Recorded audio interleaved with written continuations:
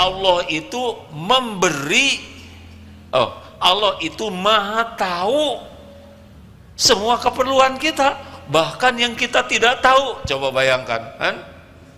Dan memberi kepada kita jauh lebih banyak pemberiannya tanpa kita minta. Yang tidak diminta saja diberi, bagaimana kalau minta? Makanya udahlah, nggak ada lagi kehidupan paling nikmat kecuali kita serius kepada Allah. Udahlah, seperti jomblo gitu, jangan terlalu serius lah mencari calon. Pertama belum tentu ada yang mau, ya kan? Ini serius hadirin. Udahlah, serius ke Allah. Kan banyak orang yang serba serius selain kepada Allah. Ini serius, mau ujian serius, mau melamar serius, semua serius. Ke Allah nggak serius. Apa cirinya? Itu sholat yang tadi kan. Seberapa kita serius ke Allah? Allahu Akbar. Oh, bukan yang imamin. Kapan yang imaminnya? Jangan-jangan nggak bisa ngaji. Ngarang hadirin.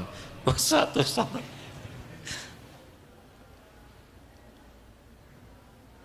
Kita kurang serius kepada Allah, kita kurang khusyuk dalam sholat. Tahu sebabnya apa?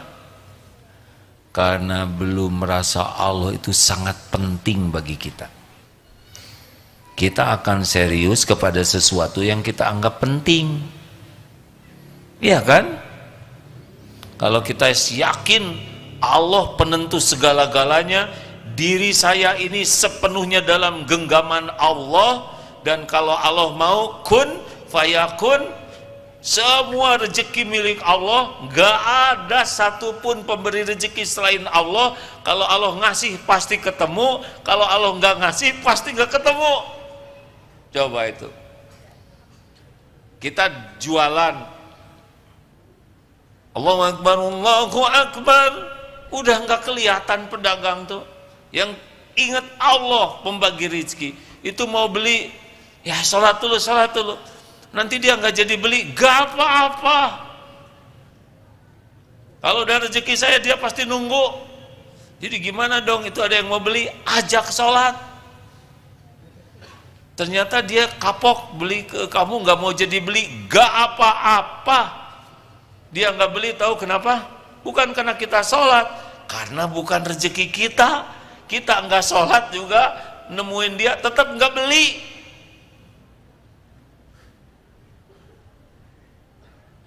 Langsung mikir, bener saya udah telat sholat, dia nggak jadi beli, juga dia bawa barang-barang saya kan.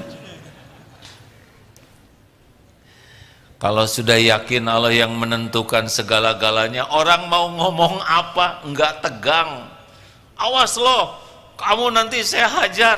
Ada Allah yang menguasai, yang mengancam kita, betul? Kan ada katanya yang mau nanti saya bunuhin itu.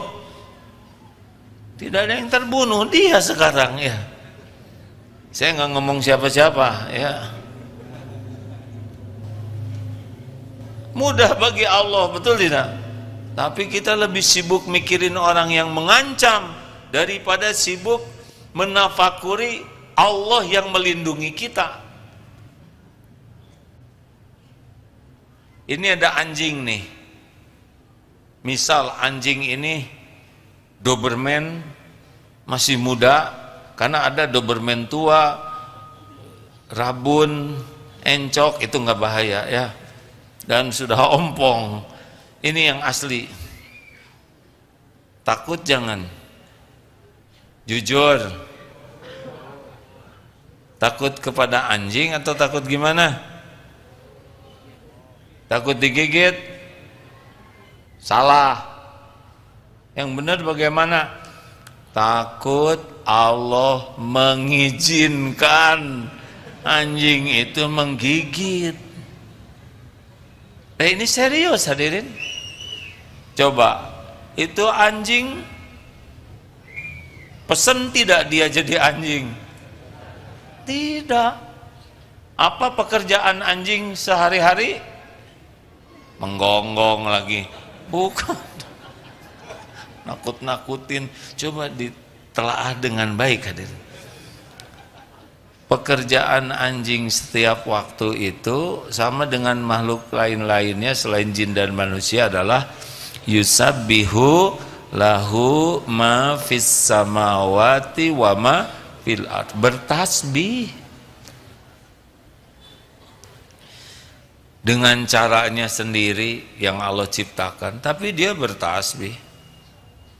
Jadi kalau kita berdoa lihat anjing menggonggong, kita harus yakin ini anjing ciptaan Allah, ini anjing tidak memberikan bahaya tanpa izin Allah. Jadi yang berbahaya itu bukan anjingnya, tapi bahaya itu kalau Allah mengizinkan anjing menggigit kita. Walaupun kita tulangnya agak kecil, tapi mungkin itu dianggap lebih rangu gitu ya. Berlindung ke Allah. Saya akan, misal ya, kalau kamu begini saya akan ceraikan kamu, misal. Berlindung ke Allah. Gak akan kejadian tanpa izin Allah. Nah, Allah mensyukuri hamba yang berlindung kepadanya. Ana inda dhanni abdi bi, aku sesuai dengan prasangka hambaku.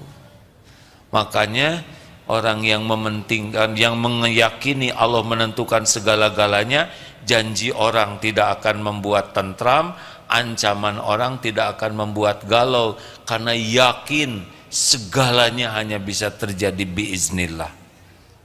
Jelas hadirin sekalian? Jelas tidak? Alhamdulillah, saya tidak nyangka secepat ini jelas ya. Padahal belum mulai ceramahnya. Serba salah katanya. Diam salah, ngejawab salah. Baik. Di sini Allah Subhanahu wa taala menjanjikan mensyukuri. Jadi begini, seperti gajah dikasih makannya kecil-kecil tapi badannya jadi sebesar itu. Pohon yang rindang menjulang itu dibesarkannya oleh air yang kecil-kecil tapi tumbuh rindang. Pohon menjulang, berbunga, berbuah, itu dari yang kecil-kecil tuh air, benar? Air yang memupuk pohon. Nah, amal juga begitu, walaupun kecil pahalanya bisa rindang, berbuah besar. Asal kuncinya adalah benar-benar yang kita lakukan itu lillahi ta'ala. Ini kuncinya. Jadi amal itu menjadi besar sekali kalau bersih hanya untuk Allah. Tapi kalau sudah berbagi, seperti misalkan saum Daud, dia, aduh, saya saum Daud udah 2 bulan, masa cuma turun setengah kilo? Udah beda ini ya. Masa dia mengukur saum dengan kiloan? Saya tuh sudah pesantren, saya sudah tobat, saya tahajud tiap malam, tapi kenapa suami saya kelakuannya masih gitu aja ke saya? Berarti belum ikhlas. Saya sudah tahajud, saya sudah ngaji, saya sudah sholat tobat, tapi kenapa keinginan saya belum dikabulkan? Berarti bukan cari keridhaan Allah. Mau dilunasin atau tidak utang kita gampang, yang penting tahajud kita diterima oleh Allah.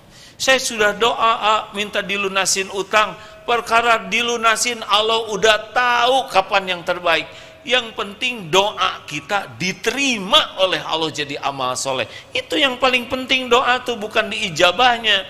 Diijabah itu janji Allah, tidak usah diutak-atik oleh kita. Bukan urusan kita diijabah tuh, urusan kita doa kita jadi amal soleh, ibadah udah di sana.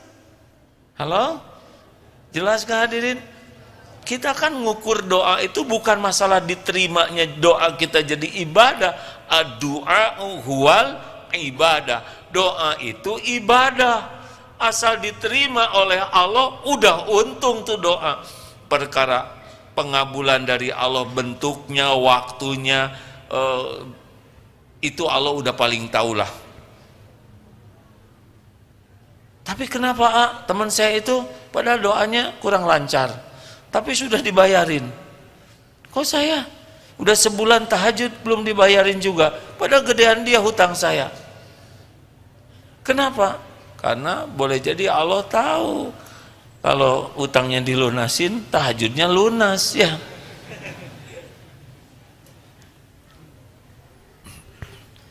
Enak urusan dengan Allah tuh hadirin, asal benar-benar lillahi ta'ala.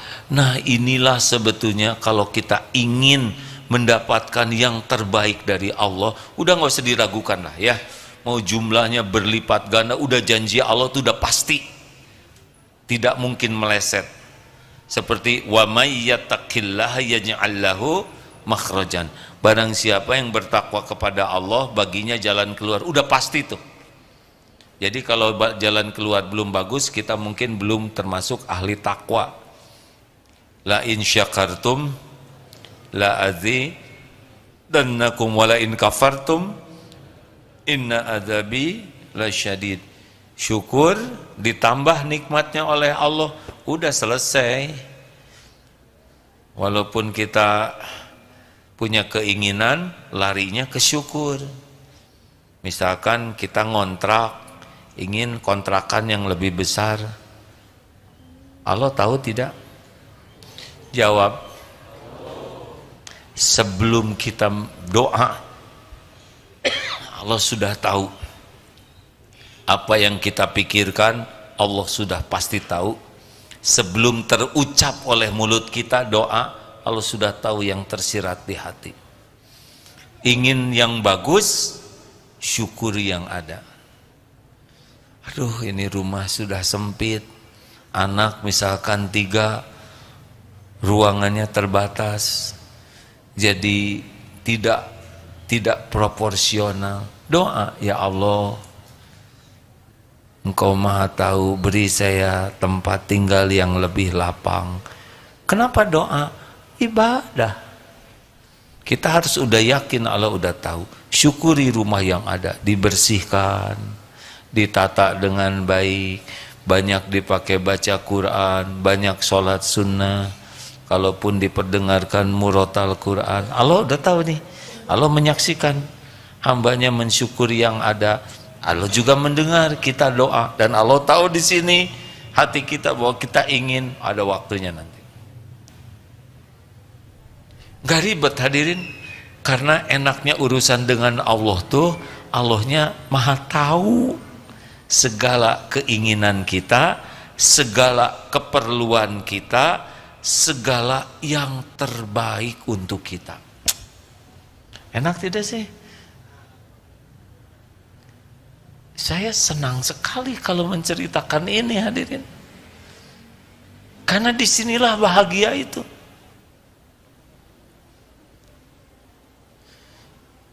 Jadi jangan risau dengan keadaan kita, kesulitan, kekurangan, keterbatasan. Allah sudah tahu itu.